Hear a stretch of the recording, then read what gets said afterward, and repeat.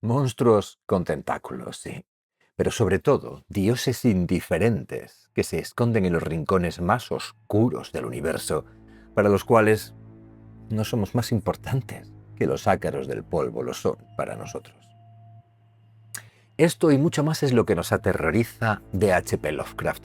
Pero ¿te has preguntado alguna vez qué autores eran los que lo aterrorizaban a él?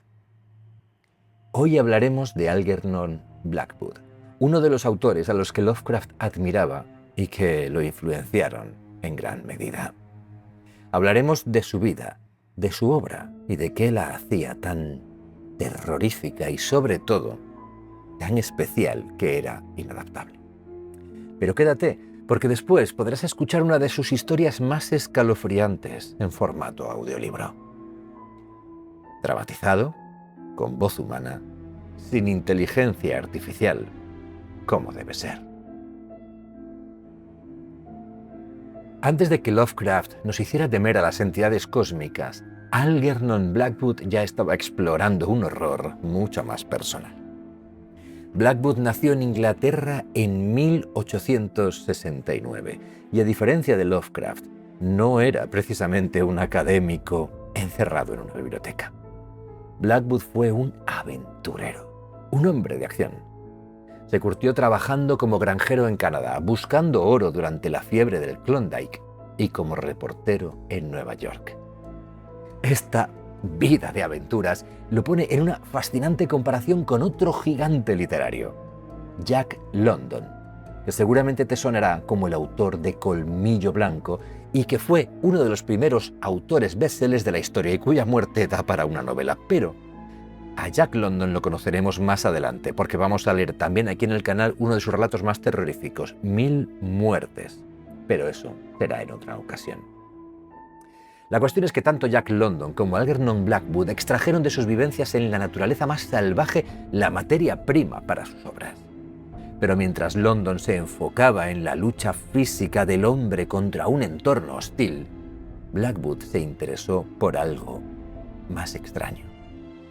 La sensación de que esa naturaleza salvaje estaba viva, consciente y a menudo era completamente ajena y aterradora para el ser humano. Este contraste es aún más fuerte si lo ponemos cara a cara con el propio Lovecraft, un hombre de salud frágil, erudito, recluido, que rara vez salía de su amada Providence. Lovecraft encontró el horror en los libros antiguos, en los sueños, en la vastedad de la astronomía. Blackwood lo encontró en la soledad de un bosque canadiense o en la inmensidad del río Danubio. Era además un místico fascinado por el ocultismo, miembro de la famosa logia La Orden Hermética de la Aurora Dorada, junto a figuras como el poeta W. Yeats. La cuestión es que esta mezcla única de experiencia mundana y conocimiento esotérico le dio a su terror una textura realista que pocos han logrado igualar.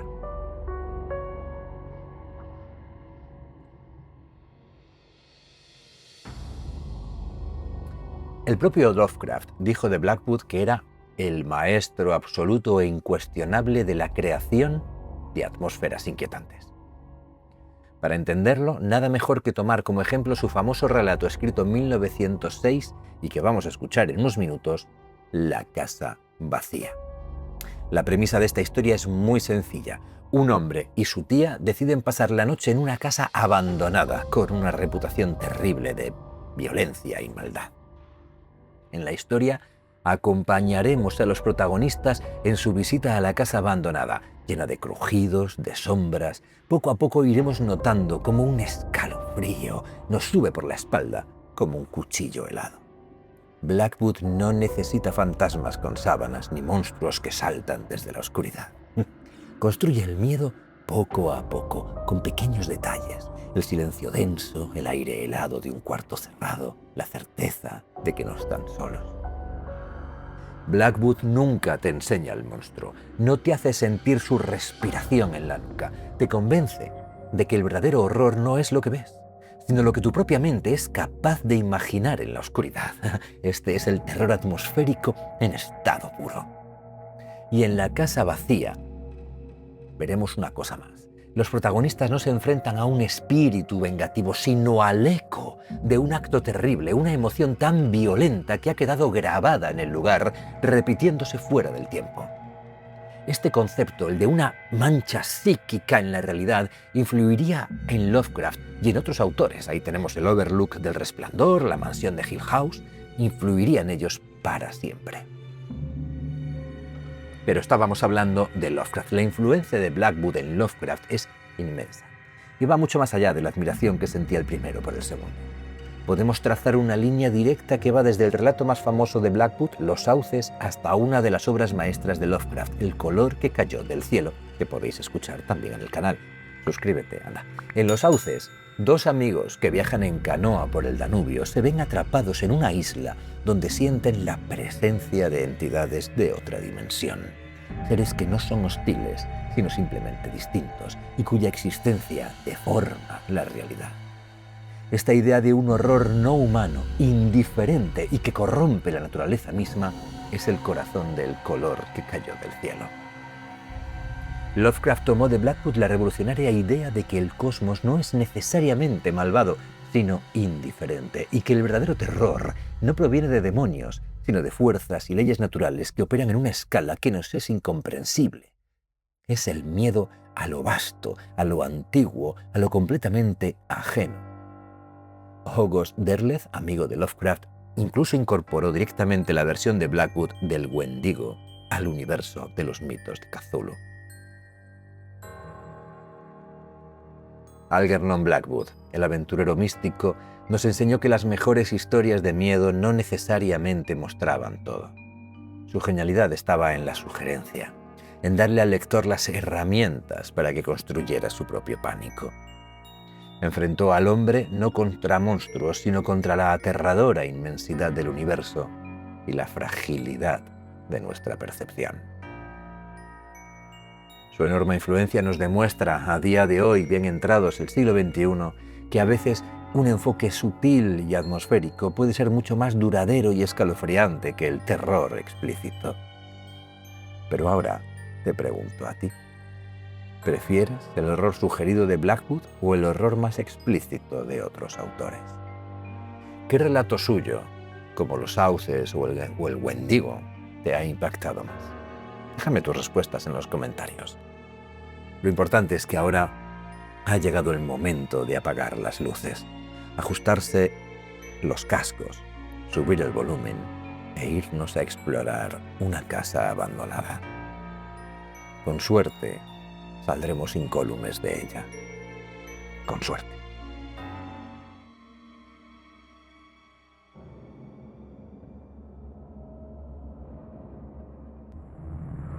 La casa vacía, de Algernon Blackwood. Ciertas casas, al igual que ciertas personas, se las arreglan para revelar enseguida su carácter maligno. En el caso de las segundas, no hace falta que las delate ningún rasgo especial. Pueden mostrar un rostro franco y una sonrisa ingenua, y no obstante, unos momentos en su compañía le dejan a uno la firme convicción de que hay algo radicalmente malo en ellas, de que son malas. Sin querer o no, parecen difundir una atmósfera de secretos y malignos pensamientos que hace que los de su entorno inmediato se retraigan como ante un enfermo.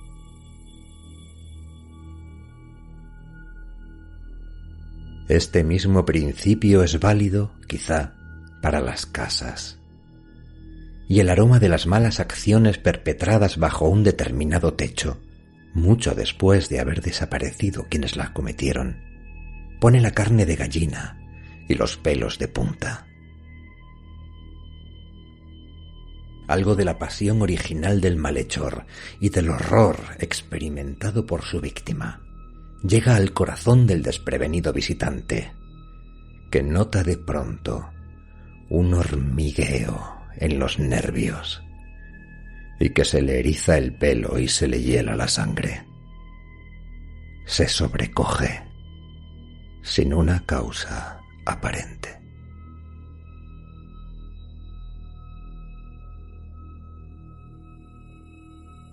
Nada había en el aspecto exterior de esta casa particular que apoyase los rumores sobre el horror que imperaba dentro. No era solitaria ni destartalada.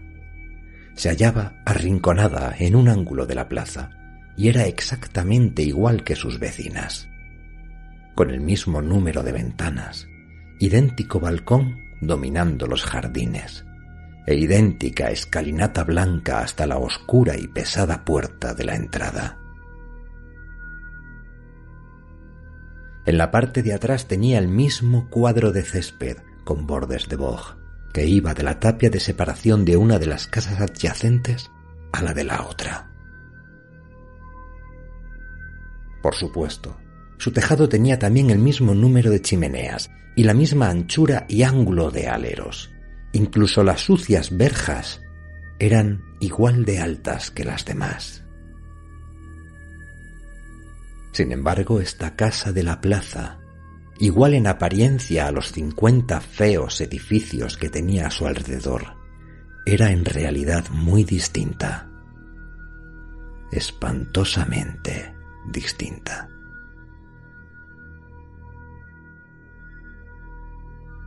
Es imposible decir dónde residía esta acusada e invisible diferencia.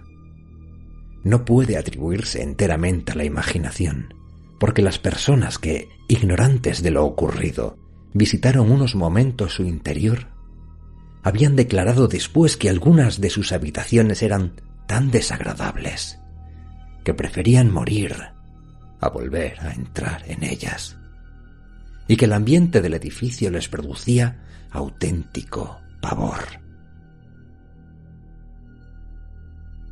Entretanto, los sucesivos inquilinos que habían intentado habitarla y tuvieron que abandonarla a toda prisa, provocaron poco menos que un escándalo en el pueblo.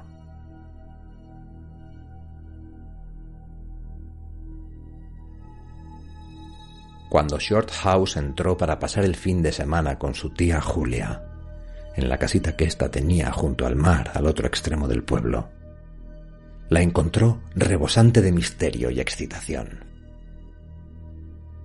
Shorthouse había recibido su telegrama esa misma mañana y había emprendido el viaje convencido de que iba a ser un aburrimiento.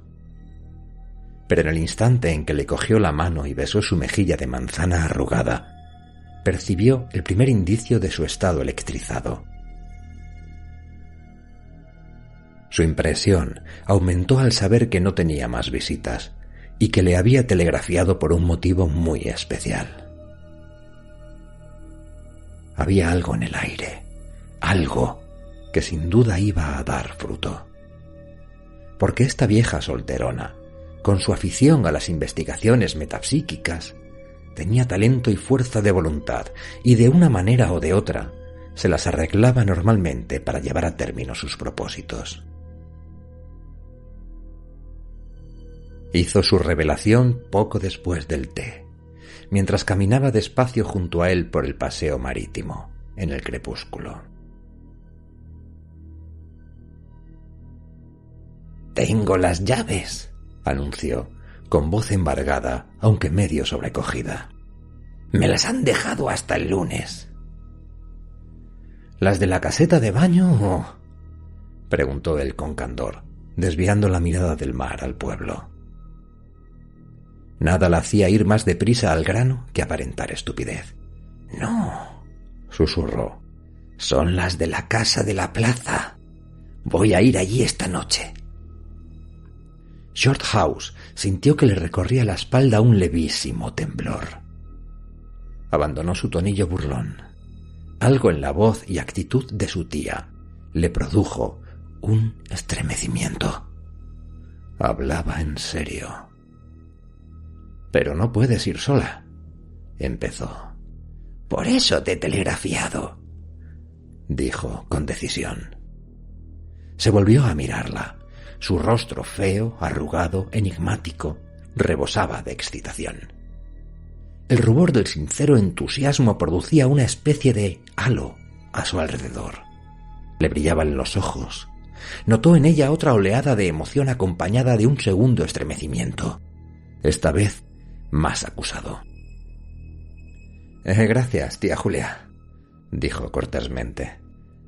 Te lo agradezco muchísimo. No sería capaz de ir sola, prosiguió alzando la voz. Pero contigo disfrutaré lo indecible. Tú no te asustas de nada, lo sé. Muchas gracias, de verdad, repitió él. ¿Es que puede pasar algo? Ha pasado, y mucho, susurró ella. Aunque han sabido silenciarlo con mucha habilidad. En los últimos meses ha habido 3 que la han querido alquilar y se han tenido que ir. Y dicen que no podrán ocuparla nunca más. A pesar de sí mismo, Shorthouse se sintió interesado. Su tía hablaba muy seria. La casa es vieja, desde luego, continuó ella. Y la historia, de lo más desagradable, data de hace mucho tiempo. Se trata de un asesinato que cometió por celos un mozo de cuadra, que tenía un lío con una criada de la casa. Una noche se escondió en la bodega y cuando estaban todos dormidos, subió sigilosamente a los aposentos de la servidumbre. Sacó a la muchacha al rellano y, antes de que nadie pudiese ayudarla, la arrojó por encima de la barandilla, al recibidor. ¿Y el mozo? Le detuvieron, creo, y le ahorcaron por asesino. Pero todo eso ocurrió hace un siglo, y no he podido saber más detalles del suceso. A Shorthouse se le había despertado del todo el interés, pero aunque no se inquietaba especialmente por lo que a él se refería, vacilaba un poco por su tía. Con una condición, dijo por fin. Nadie me va a impedir que vaya, dijo ella con firmeza, pero no tengo inconveniente en escuchar tu condición. Que me garantices que podrás conservar la serenidad si ocurre algo realmente horrible. O sea, que me asegures que no te vas a asustar demasiado. Jim, dijo ella con desdén, sabes que no soy joven ni lo son mis nervios, pero contigo no le tendría miedo a nada en el mundo. Esto, como es natural, zanjó la cuestión porque Shorthouse no tenía otras aspiraciones que las de ser un joven normal y corriente. Y cuando apelaban a su vanidad no era capaz de resistirse. Accedió a ir. Instintivamente, a modo de preparación subconsciente, mantuvo en forma sus fuerzas y asimismo toda la tarde, obligándose a hacer acopio de autocontrol mediante un indefinible proceso interior por el que fue vaciando gradualmente todas sus emociones, abriendo el grifo de cada una. Proceso difícil de describir, pero asombrosamente eficaz, como sabe todo el que ha sufrido las rigurosas pruebas del hombre encerrado en sí mismo. Más tarde, le fue de mucha utilidad.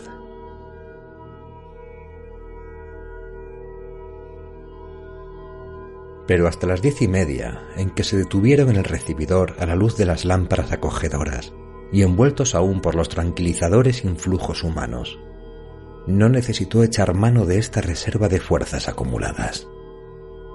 Porque una vez que cerraron la puerta y vio la calle desierta y silenciosa que se extendía ante ellos, blanca a la luz de la luna, se dio cuenta claramente de que la verdadera prueba de esta noche sería hacer frente a 2 miedos en vez de 1.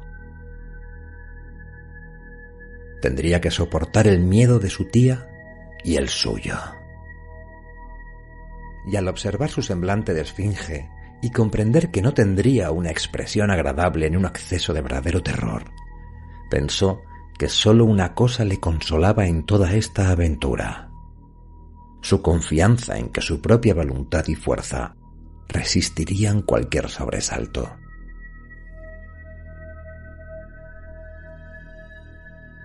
Recorrieron lentamente las calles vacías del pueblo. La luna brillante de otoño plateaba los tejados, proyectando densas sombras. No se movía el más leve soplo de brisa. y los árboles del parque solemne del paseo marítimo les observaron en silencio al pasar. Shorthouse no contestaba a los comentarios que su tía hacía de vez en cuando. Se daba cuenta de que la anciana se estaba rodeando simplemente de parachoques mentales. Hablaba de cosas ordinarias para evitar pensar en cosas extraordinarias. Veían alguna ventana con luz y de alguna que otra chimenea salía humo o chispas. Shorthouse había empezado ya a fijarse en todo, incluso en los más pequeños detalles. Poco después se detuvieron en la esquina y miraron el nombre de la calle en el lado donde la luna. Y de común acuerdo, pero sin decir nada, entraron en la plaza en dirección a la parte que quedaba en la sombra.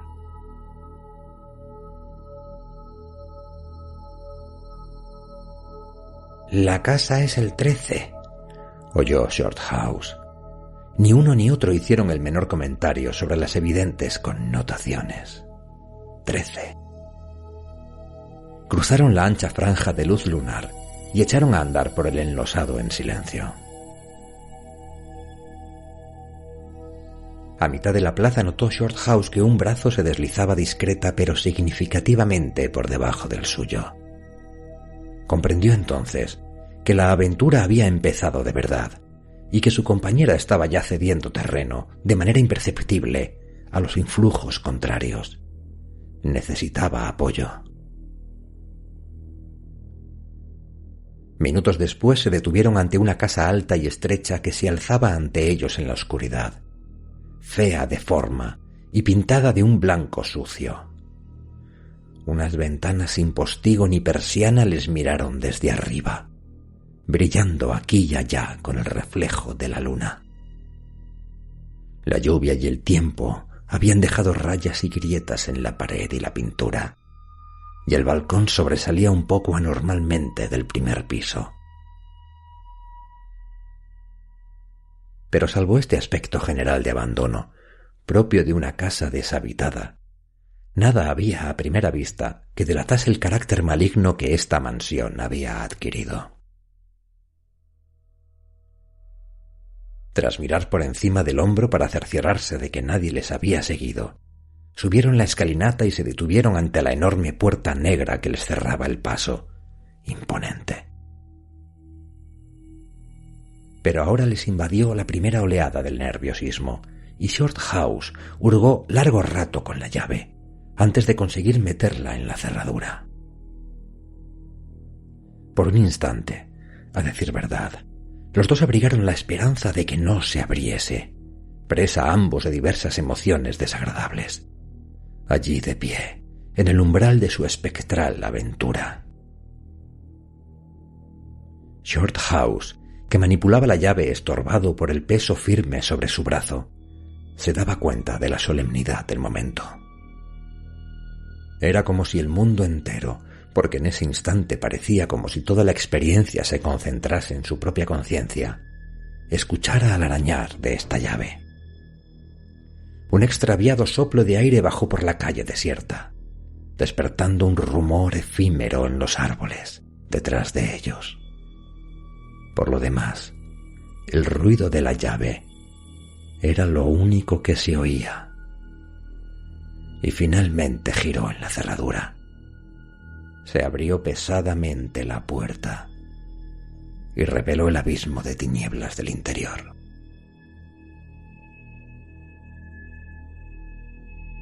Tras una última mirada a la plaza iluminada por la luna, entraron deprisa, y la puerta se cerró tras ellos con un golpe que resonó prodigiosamente en los pasillos y habitaciones vacías.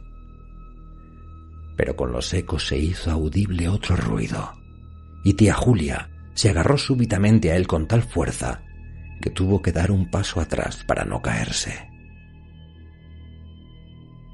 Un hombre había tosido a su lado, tan cerca que parecía que había sido junto a él en la oscuridad. Pensando que podía tratarse de alguna broma, Shorthouse hizo girar su pesado bastón en dirección al ruido. Pero no tropezó con nada más sólido que el aire. Oyó a su tía proferir una pequeña exclamación. «¡Aquí hay alguien!», susurró. «Le he oído». «Tranquilízate», dijo él con resolución. «Solo ha sido el ruido de la puerta en la calle». «Enciende una luz, pronto», añadió ella, mientras su sobrino, manipulando la caja de cerillas, la abría del revés y se le caían todas en el piso de piedra con un leve repiqueteo. El ruido, sin embargo, no se repitió.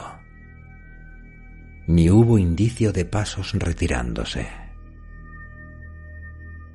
Un minuto después, tenían una vela encendida, utilizando una boquilla de cigarro vacía como palmatoria. Cuando disminuyó la llama inicial, Shorthouse alzó la improvisada lámpara e inspeccionó su entorno.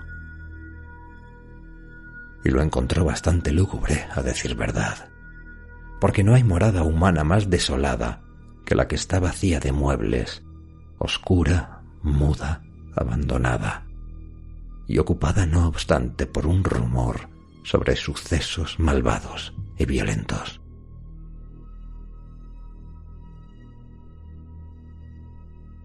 Se encontraban en un amplio vestíbulo.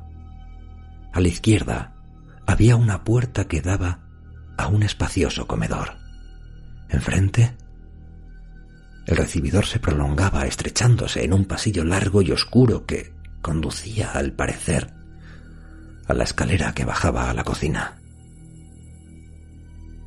Una ancha escalera desnuda ascendía ante ellos, describiendo una curva.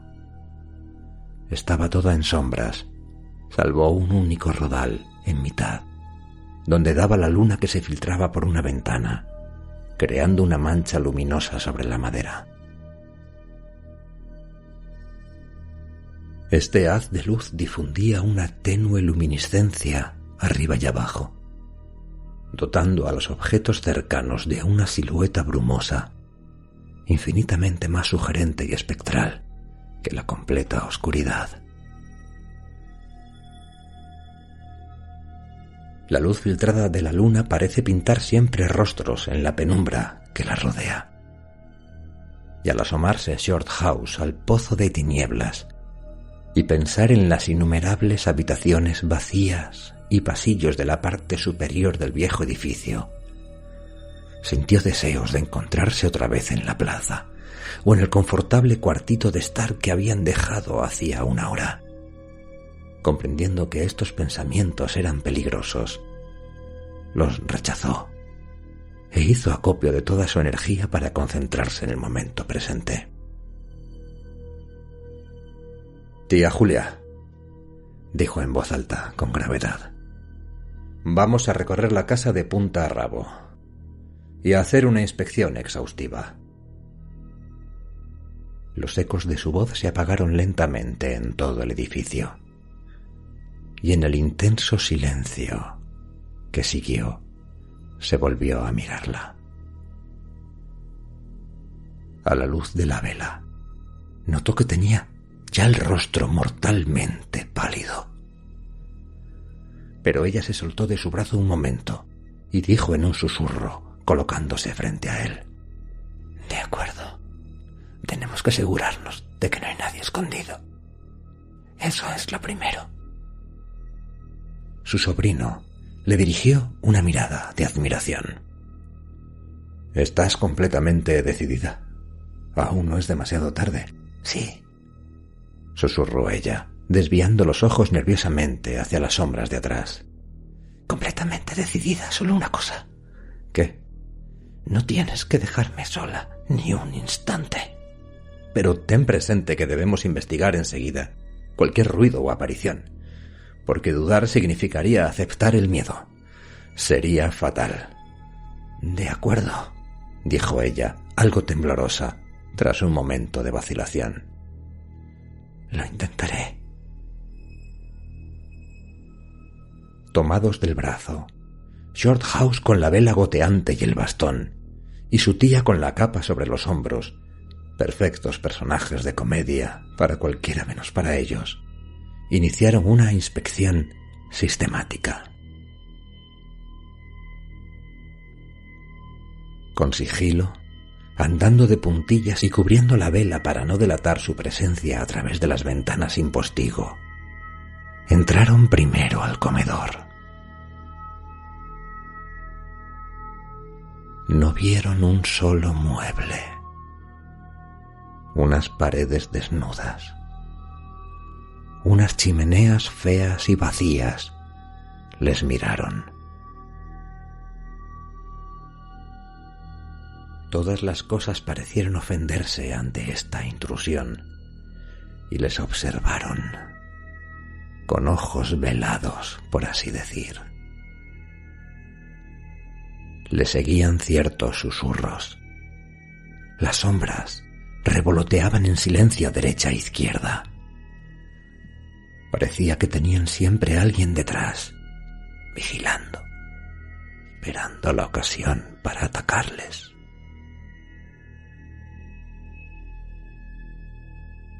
Tenían la irreprimible sensación de que habían quedado momentáneamente en suspenso hasta que volvieran a irse. Actividades que habían estado desarrollándose en la habitación vacía. Todo el oscuro interior del viejo edificio pareció convertirse en una presencia maligna que se alzaba para advertirles que desistieran y no se metiesen donde nadie les llamaba. La tensión de los nervios aumentaba por momentos.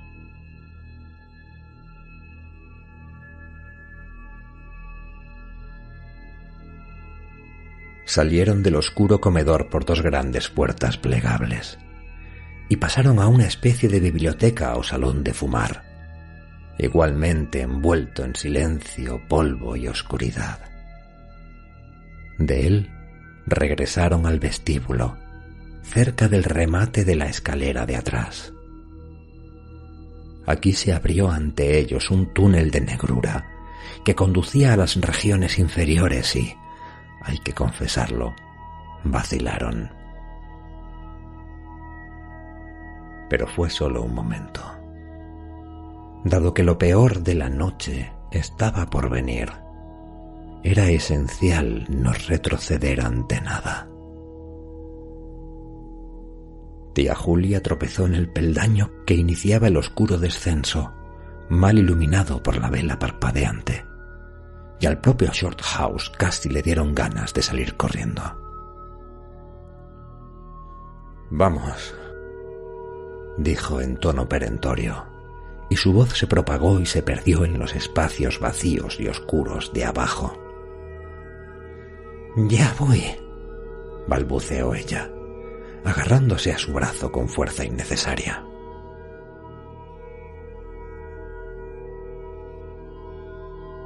Bajaron un poco inseguros por la escalera de piedra.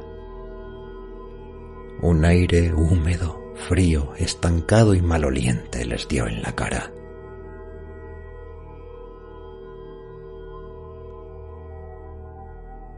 La cocina, a la que conducía la escalera a través de un estrecho pasillo, era amplia, de techo alto.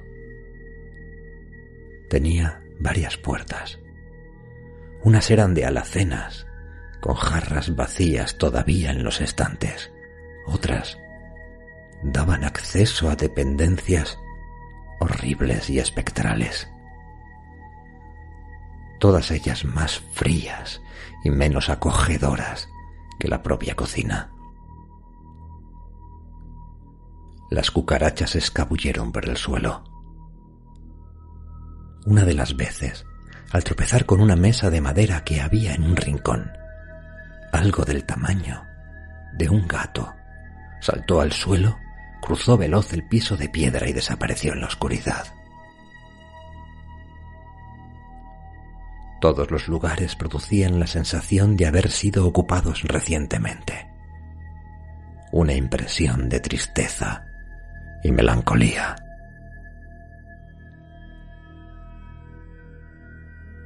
Abandonaron la cocina y se dirigieron a la trascocina. La puerta estaba entornada. La empujaron y la abrieron del todo. Tía Julia profirió un grito penetrante, que enseguida intentó sofocar llevándose la mano a la boca. Durante un segundo, Shorthouse se quedó petrificado, con el aliento contenido. Notó como si le vaciasen de pronto la espina dorsal y se la llenasen de hielo picado. Ante ellos, entre las jambas de la puerta, se alzaba la figura de una mujer.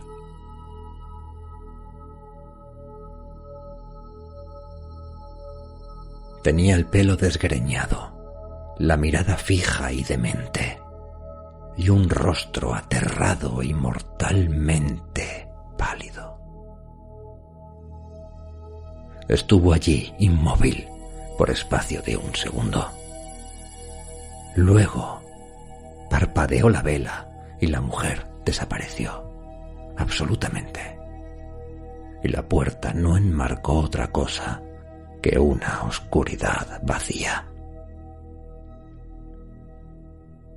«Solo ha sido esta condenada llama saltarina», dijo él con rapidez, con una voz que sonó como de otra persona y dominada solo a medias. «Vamos, tía, ahí no hay nada». Tiró de ella. Con gran ruido de pisadas y aparente ademán de decisión, siguieron adelante. Pero a Shorthouse le picaba el cuerpo como si lo tuviese cubierto de hormigas.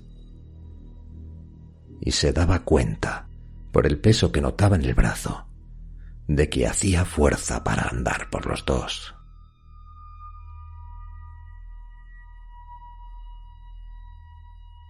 La trascocina estaba fría, desnuda, vacía. Parecía más una gran celda de prisión que otra cosa. Dieron media vuelta. Intentaron abrir la puerta que daba al patio y las ventanas, pero estaba todo firmemente cerrado. Su tía caminaba a su lado como sonámbula. Iba con los ojos cerrados y parecía limitarse a seguir la presión del brazo de él. Shorthouse estaba asombrado de su valor. Al mismo tiempo, observó que su cara había experimentado un cambio especial que, de algún modo, escapaba a su poder de análisis. «Aquí no hay nada, tía», repitió en voz alta con viveza. «Subamos a echar una mirada al resto de la casa. Luego escogeremos una habitación donde esperar». Tía Julia le siguió obediente, pegada a su lado, y cerraron tras ellos la puerta de la cocina. Fue un alivio subir otra vez. En el recibimiento había más luz que antes, ya que la luna había bajado un poco en la escalera. Cautelosamente, empezaron a subir hacia la bóveda oscura del edificio, con el enmaderado crujiendo bajo su peso.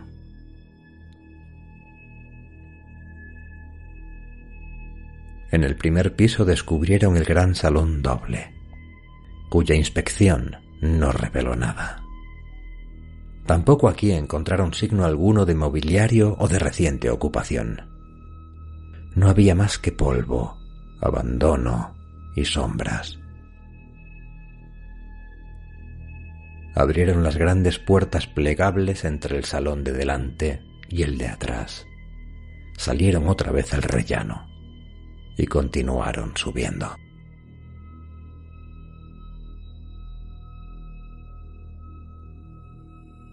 No habrían subido más de una docena de peldaños cuando se detuvieron los dos a la vez a escuchar, mirándose a los ojos con un nuevo temor por encima de la llama temblona de la vela. De la habitación que acababan de dejar hacía apenas 10 segundos, les llegó un ruido apagado de puertas al cerrarse. No cabía ninguna duda. Había habían oído la resonancia que producen unas puertas pesadas al cerrarse, seguida del golpecito seco al encajar el pestillo. «Debemos volver a ver qué ha sido», dijo Shorthouse con brevedad, en voz baja, dando media vuelta para bajar otra vez. De algún modo, su tía se las arregló para seguirle, con el rostro lívido, pisándose el vestido. Cuando entraron en el salón delantero, comprobaron que se habían cerrado las puertas plegables medio minuto antes. Sin la menor vacilación, Shorthouse las abrió. Casi esperaba descubrir a alguien ante él, en la habitación de detrás, pero solo se enfrentó con la oscuridad y el aire frío. Recorrieron las dos habitaciones, pero no descubrieron nada de particular. Probaron a hacer que las puertas se cerrasen solas, pero no había corrientes de aire ni siquiera para que oscilase la llama de la vela. Las puertas no se movían a menos que alguien las empujase con fuerza. Todo estaba en silencio, como una tumba. Era innegable que las habitaciones se hallaban totalmente vacías y la casa entera en absoluta quietud. «Ya empieza», susurró una voz junto a su codo que apenas reconoció como la de su tía.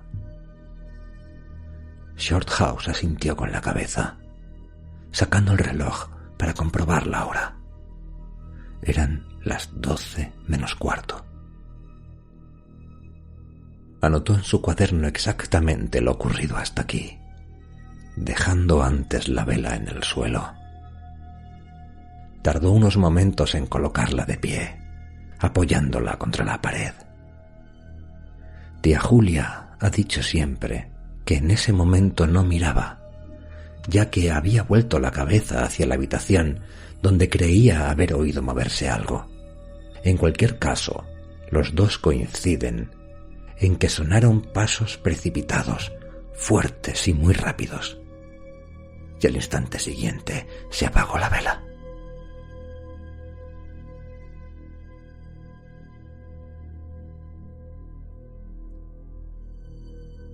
Pero para Shorthouse hubo más cosas, y siempre ha dado gracias a su buena estrella de que le acontecieran a él solo y no a su tía también. Porque al incorporarse tras dejar la vela y antes de que se apagara, surgió un rostro y se acercó tanto al suyo que casi podía haberlo rozado con los labios. Era un rostro dominado por la pasión, un rostro de hombre, moreno, de facciones torpes y ojos furiosos y salvajes. Pertenecía a un hombre ordinario y tenía una expresión vulgar, pero al verlo encendido de intensa, agresiva emoción, le pareció un semblante malvado y terrible.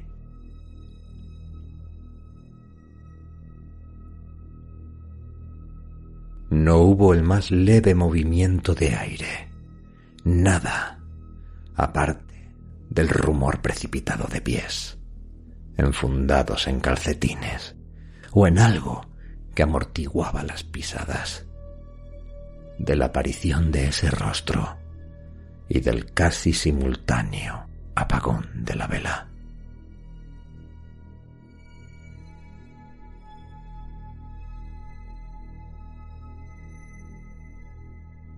A pesar de sí mismo, Shorthouse profirió un grito breve y estuvo a punto de perder el equilibrio al colgarse su tía de él con todo su peso, en un instante de auténtico, incontrolable terror.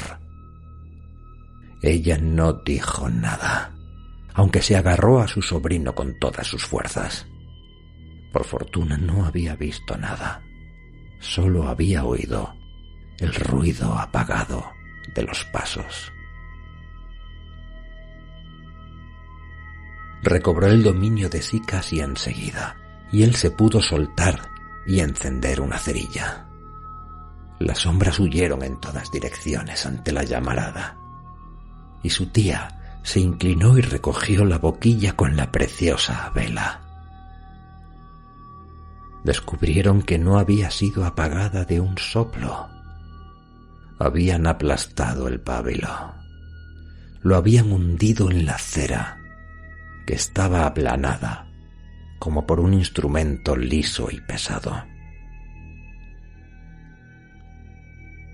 Shorthouse no comprende cómo su compañera logró sobreponerse tan pronto a su terror, pero así fue. Y la admiración que le inspiraba su autodominio se multiplicó por 10, al tiempo que avivó la llama agonizante de su ánimo, por lo que se sintió agradecido. Igualmente inexplicable para él fue la demostración de fuerza física que acababan de comprobar. Reprimió al punto el recuerdo de las historias que había oído sobre los médiums y sus peligrosas experiencias, porque si eran ciertas, y su tía o él eran médiums sin saberlo, significaba que estaban contribuyendo a que se concentrasen las fuerzas de la casa encantada, cargada ya hasta los topes. Era como andar con lámparas sin protección entre barriles de pólvora destapados. Así que, pensando lo menos posible, volvió a encender la vela y subieron al siguiente piso.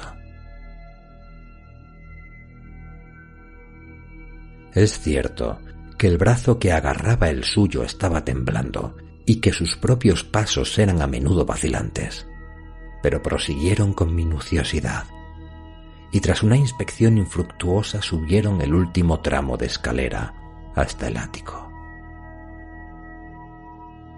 Aquí descubrieron un verdadero panal de habitaciones pertenecientes a la servidumbre, con muebles rotos, sillas de mimbre sucias, cómodas, espejos rajados y armazones de cama desvencijados. Las habitaciones tenían el techo inclinado, con telarañas aquí y allá, ventanas pequeñas y paredes mal enyesadas. Una región lúgubre y deprimente que se alegraron de poder dejar atrás.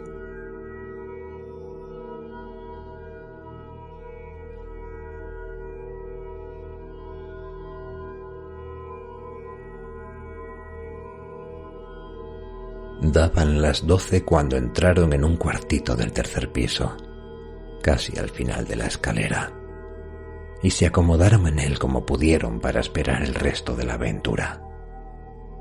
Estaba totalmente vacío, y se decía que era la habitación, utilizada como ropero por aquel entonces, donde el enfurecido mozo acorraló a su víctima y la atrapó finalmente.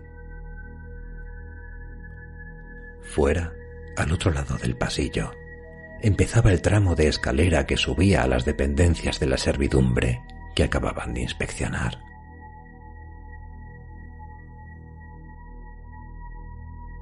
A pesar del frío de la noche, algo en el ambiente de esta habitación pedía a gritos que abriesen una ventana. Pero había algo más. Shorthouse solo puede describirlo diciendo que aquí se sentía menos dueño de sí que en ninguna otra parte del edificio. Era algo que influía directamente en los nervios, algo que mermaba la resolución y enervaba la voluntad. Tuvo conciencia de este efecto antes de que hubieran transcurrido 5 minutos. En el corto espacio de tiempo que llevaban allí, le había anulado todas las fuerzas vitales, lo que para él constituyó lo más horrible de toda la experiencia.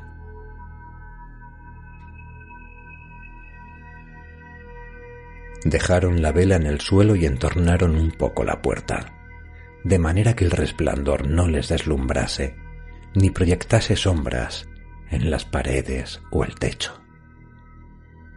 A continuación, extendieron la capa en el suelo y se sentaron encima, con la espalda pegada a la pared. Shorthouse estaba a 2 pies de la puerta que daba al rellano. Desde su posición, dominaba buena parte de la escalera principal que descendía a la oscuridad, así como de la que subía a las habitaciones de los criados. A su lado, al alcance de la mano, tenía el grueso bastón.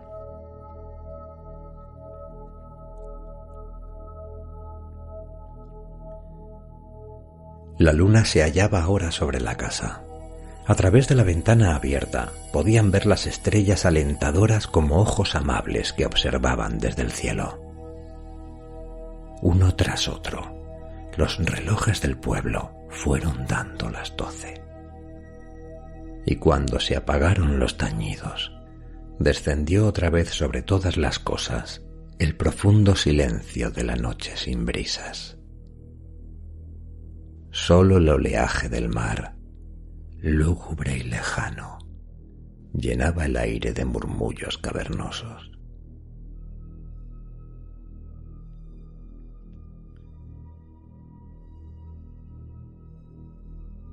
Dentro de la casa, el silencio se hizo tremendo. Tremendo, pensó él, porque en cualquier instante podía quebrarlo algún ruido ominoso. La tensión de la espera se iba apoderando cada vez más de sus nervios. Cuando hablaban, lo hacían en susurros, ya que sus voces sonaban extrañas y anormales. Un frío, no totalmente atribuible al aire de la noche, invadió la habitación y les hizo estremecerse. Los influjos adversos, cualesquiera que fuesen, les minaban la confianza en sí mismos y la capacidad para una acción decidida. Sus fuerzas estaban cada vez más debilitadas, y la posibilidad de un miedo real adquirió un nuevo y terrible significado. Shorthouse empezó a temer por la anciana que tenía a su lado, cuyo valor no podría mantenerla a salvo más allá de ciertos límites. Oía latir la sangre en sus venas. A veces le parecía que lo hacía tan fuerte que le impedía escuchar con claridad otros ruidos que empezaban a hacerse vagamente audibles en las profundidades de la casa.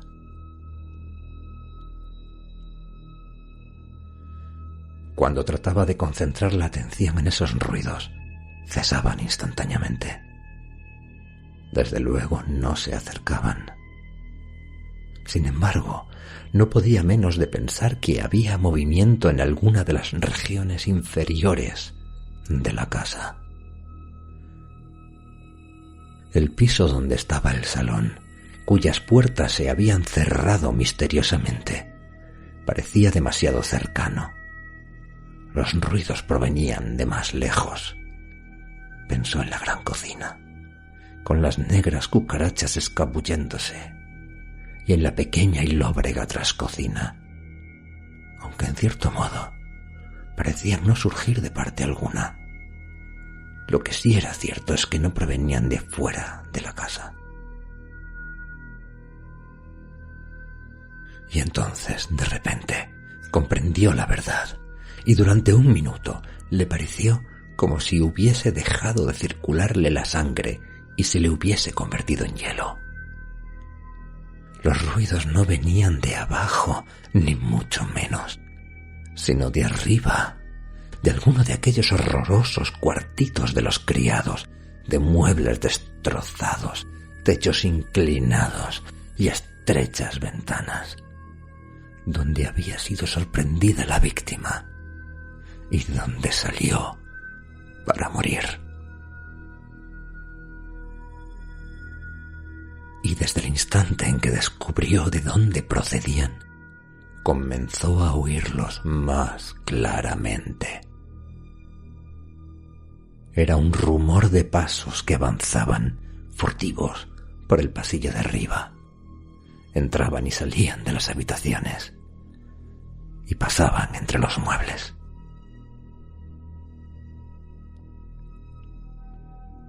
Se volvió vivamente hacia la figura inmóvil que tenía a su lado para ver si compartía su descubrimiento. La débil luz de la vela que entraba por la rendija de la puerta convertía el rostro fuertemente recortado de su tía en acusado relieve sobre el blanco de la pared. Pero fue otra cosa lo que le hizo aspirar profundamente y volverla a mirar. Algo extraordinario había asomado a su rostro y parecía cubrirlo como una máscara. Suavizaba sus profundas arrugas y le estiraba la piel hasta hacer desaparecer sus pliegues. Daba a su semblante, con la sola excepción de sus ojos avejentados, un aspecto juvenil, casi infantil. Se quedó mirándola con mudo asombro, con un asombro peligrosamente cercano al horror. Era, desde luego, el rostro de su tía, pero era un rostro de hacía 40 años. El rostro inocente y vacío de una niña.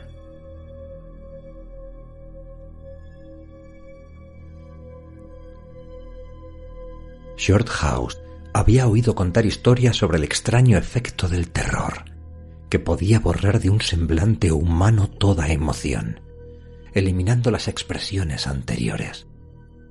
Pero jamás se le había ocurrido que pudiera ser literalmente cierto, o que pudiese significar algo tan sencillamente horrible como lo que ahora veía. Porque era el sello espantoso del miedo irreprimible, lo que reflejaba la total ausencia de este rostro infantil que tenía al lado. Y cuando al notar su mirada atenta se volvió a mirarle, cerró los ojos con fuerza para conjurar la visión.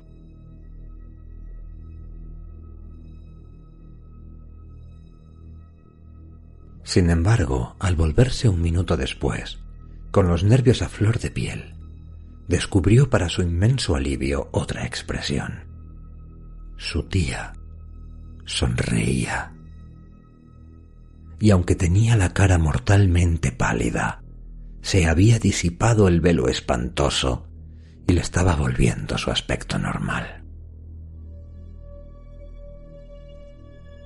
¿Ocurre algo?, fue todo lo que se le ocurrió decir en ese momento, y la respuesta fue elocuente, viniendo de esta mujer. «Tengo frío y estoy un poco asustada», susurró. Shorthouse propuso cerrar la ventana, pero ella lo contuvo y le pidió que no se apartase de su lado ni un instante. «Es arriba, lo sé», susurró, medio riendo extrañamente. Pero no me siento capaz de subir. Pero Shorthouse opinaba de otro modo. Sabía que la mejor manera de conservar el dominio de sí estaba en la acción. Sacó un frasco de coñac y sirvió un vaso de licor lo bastante abundante como para resucitar a un muerto. Ella se lo tragó con un ligero estremecimiento. Ahora, lo importante era salir de la casa antes de que su tía se derrumbase irremediablemente. Pero no dejaba de ser arriesgado dar media vuelta y huir del enemigo. Ya no era posible permanecer inactivo. Cada minuto que pasaba era menos dueño de sí, y se hacía imperioso adoptar sin demora desesperadas, enérgicas medidas. Además, debían dirigir la acción hacia el enemigo y no huir de él. El momento crítico, si se revelaba inevitable y fatal, había que afrontarlo con valor. Y eso podía hacerlo ahora. Dentro de 10 minutos, quizá no le quedasen fuerzas para actuar por sí mismo, y mucho menos por los dos.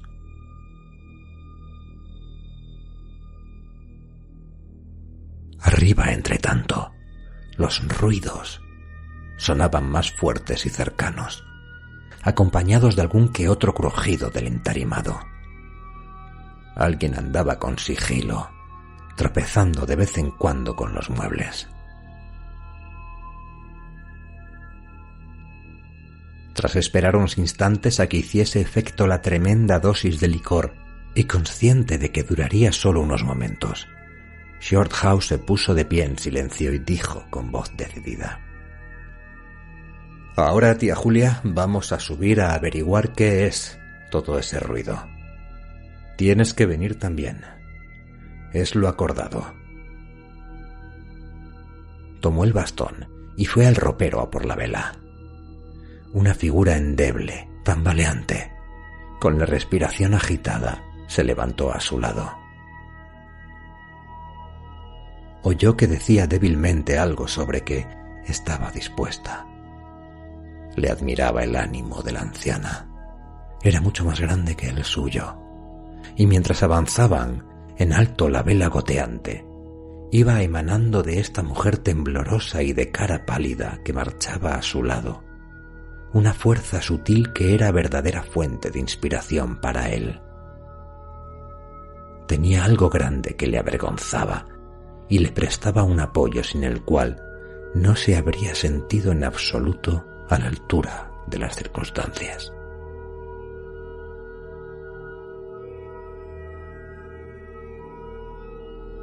Cruzaron el oscuro rellano, evitando mirar al espacio negro que se abría sobre la barandilla. A continuación, empezaron a subir por la estrecha escalera.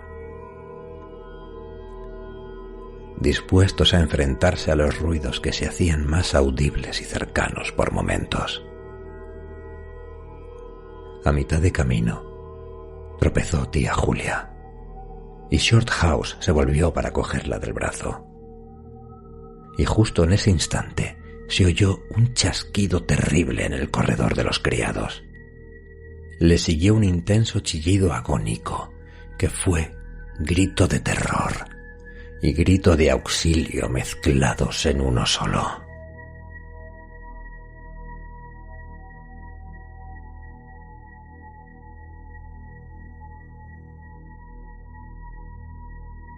Antes de que pudieran apartarse o retroceder siquiera un peldaño, alguien irrumpió en el pasillo, arriba, y echó a correr espantosamente con todas sus fuerzas, salvando los peldaños de 3 en 3, hasta donde ellos se habían detenido.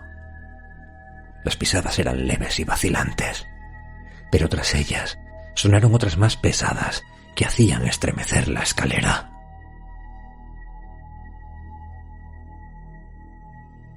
Apenas habían tenido Shorthouse y su compañera de pegarse contra la pared, cuando oyeron junto a ellos el tumulto de pisadas, y 2 personas, sin apenas distancia entre ambas, cruzaron a toda velocidad. Fue un completo torbellino de crujidos en medio del silencio nocturno del edificio vacío. Habían cruzado ante ellos los 2 corredores, perseguido y perseguidor, saltando con un golpe sordo, primero el uno y luego el otro, al rellano de abajo. Sin embargo, ellos no habían visto nada, ni mano, ni brazo, ni cara, ni siquiera un jirón revoloteante de ropa. Sobrevino una breve pausa. Luego la primera persona, la más ligera de las 2, la perseguida, evidentemente, echó a correr con pasos inseguros hacia la pequeña habitación de la que Shorthouse y su tía acababan de salir. Le siguieron los pasos más pesados. Hubo ruido de pelea, jadeos y gritos desgarradores. Poco después, salieron unos pasos al rellano, los de alguien que caminaba cargado. Hubo un silencio mortal que duró el espacio de medio minuto. Y luego se oyó el ruido de algo que se precipitaba en el aire. Le siguió un golpe sordo, tremendo, abajo en las profundidades de la casa, en el enlosado del recibidor.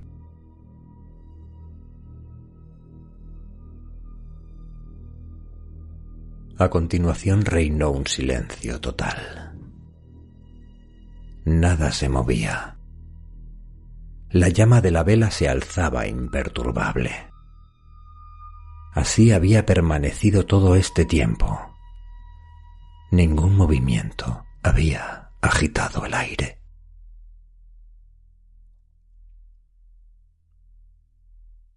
Paralizada de terror, tía Julia, sin esperar a su compañero, comenzó a bajar a tientas, llorando débilmente como para sus adentros.